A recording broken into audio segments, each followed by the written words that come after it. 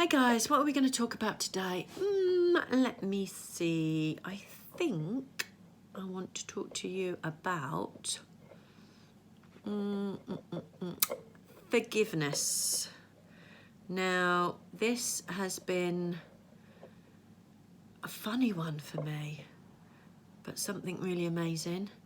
Because I had it wrong all along. I always thought when people used to say, you know, forgive and forget, that you would forget what someone did to you that was really hurtful, betrayed you in some way, and you'd also forgive them as if to say, oh, okay, it's fine what you did, I'm going to forgive you so that I don't hold a grudge, that type of thing. However, over the years, I've held on to lots and lots of anger, maybe guilt, maybe what ifs. If we did this, this wouldn't have happened. If only I'd said that, that wouldn't have happened. Maybe I should have communicated more. Maybe we should have sat down and had plans and goals and ironed out the rough patches, talked about what was acceptable, what wasn't, what we liked and wanted from life and marriage and work and all those things. And of course, none of that happened. Always felt angry about how I was treated. So this could be in a marriage, in a relationship. This could be in a friendship even. And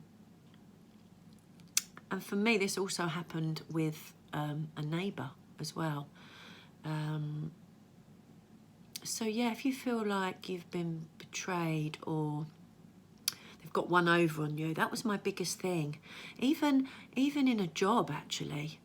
I think I had so much stuck anger and resentment in the beginning, maybe from the marriage breakdown, that I felt like, because when everything was so negative in my life, a good few years ago now, and I kept talking about that negativity, I now looking back over the years thinking I was bringing more of that negativity to me, which I've mentioned in a couple of my videos before.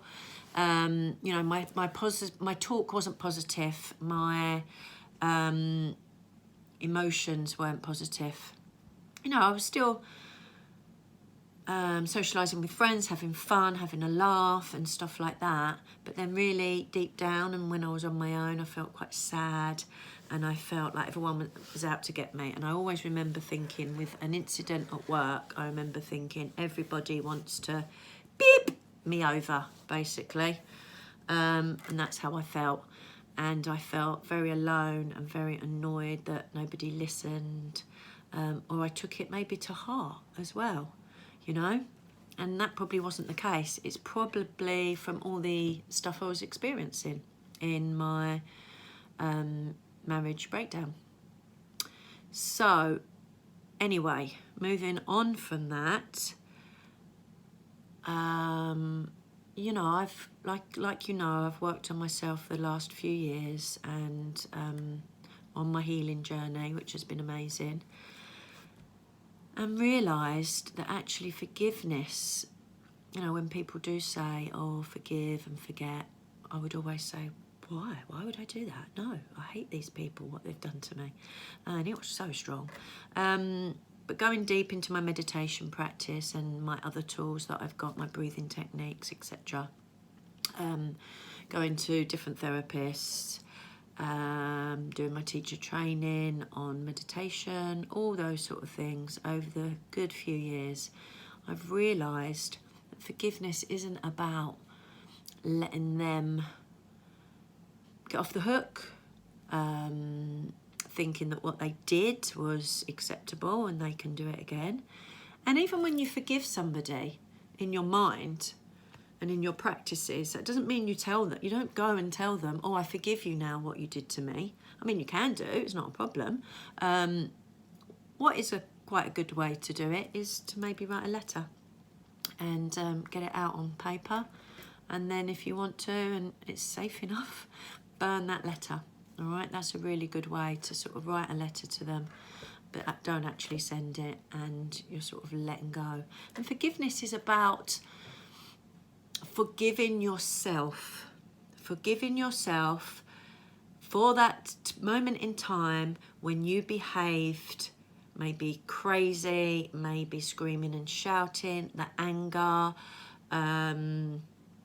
you felt so negative, you lost trust with everyone else. Like I said, in a relationship, I then lost trust with my work colleagues, the neighbour I thought was out to get me. I mean, he actually was, but that could be a different story for another time.